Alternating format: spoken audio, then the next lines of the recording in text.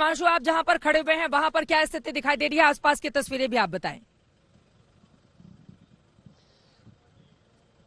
देखिए बिल्कुल चित्रा, मैं जहां खड़ा हूं वो बिजनौर शहर की सीट है और इस सीट पर बीजेपी 2017 से लगातार काबिज है।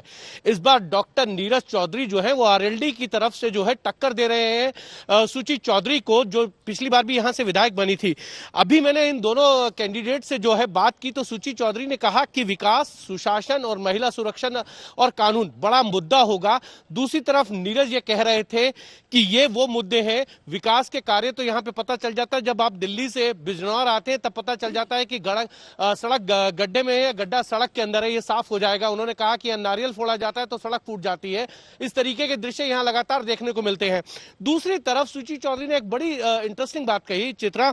उन्होंने कहा कि किसानों का मुद्दा और साथ ही साथ महंगाई और बेरोजगारी जो है वो र्यूमर है विपक्ष का, इसका इन चुनाव से लेना देना नहीं है। और दूसरी तरफ नीरज ये कह रहे हैं कि अगर ये र्यूमर है तो बताएं कि किसी ने सोचा था कि 100 रुपए में पेट्रोल और 90 रुपए में डीजल मिलेगा। मैं अपने कैमरामैन से कहूंगा जरा दिखाएं, यहाँ पर लोग लगातार जो है सुबह 7 बजे से जो है यहाँ वोट करने आ रहे हैं और वोटिंग के लिए छोटी छोटी लाइनें हैं।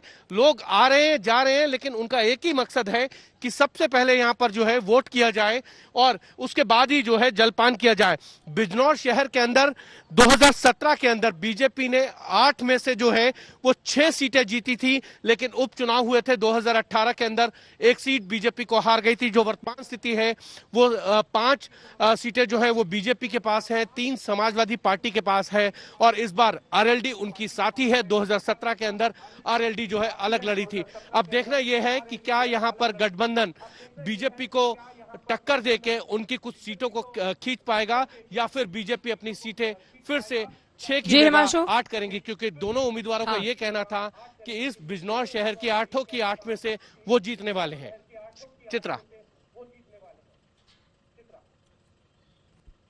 दिलचस्प है। बीजेपी की ओर से दावे अलग हैं, वहीं समाजवादी पार्टी आरएलडी गठबंधन के दावे अलग हैं। बीएसपी भी सेंधमारी की कोशिशों में लगातार जुटी हुई है। लेकिन अच्छी खबर यह है कि सुबह से ही मतदाताओं की ये लंबी कतारें ये बताने के लिए काफी हैं कि कितना उत्साह कम से कम द्वितीय चरण के मतदान को लेकर उत्तर प्रदेश में देखने को मिल रहा है। शरद जी, सीधे आपके पास आते हुए, लेकिन प्रथम चरण में हम सब ने देखा था पिछले बार के मुकाबले इस बार 3% वोटिंग कम हुई है, लेकिन इस बार सुबह से जो कतारें नजर आ रही हैं, आपको लग रहा है कि पुराना रिकॉर्ड कम से कम ये जो बेल्ट है आज जहां पर वोटिंग चल रही है वहां के मतदाता तोड़ेंगे? इतना मुझे लगता है, क्योंकि पिछली बार भी पहले चरण में भी सुबह के टाइम बड़ी उत्साहपूर्ण वोटिंग हुई थी और मुझे खुद ताज्जुब हो रहा था देख देख करके जहां जहां आपके वोटर्स दिखला रहे थे विजुअल्स की बहुत बड़ी तादाद में है। लेकिन जैसे ही दिन बढ़ा तो वोटिंग कम हो गई। सुबह तो लग रहा था कि वोटिंग पिछले रिकॉर्ड को ब्रेक करेगी। बिल्कुल। तो इसलिए अभी कहना बड़ा मुश्किल है कि ये वाकई में असली उत्साह है या सिर्फ सुबह की वो है।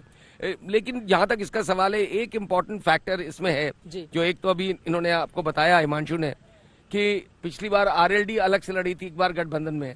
दूसरा, पिछली बार इलेक्शन जो है मल्टी कॉर्नर्ड था।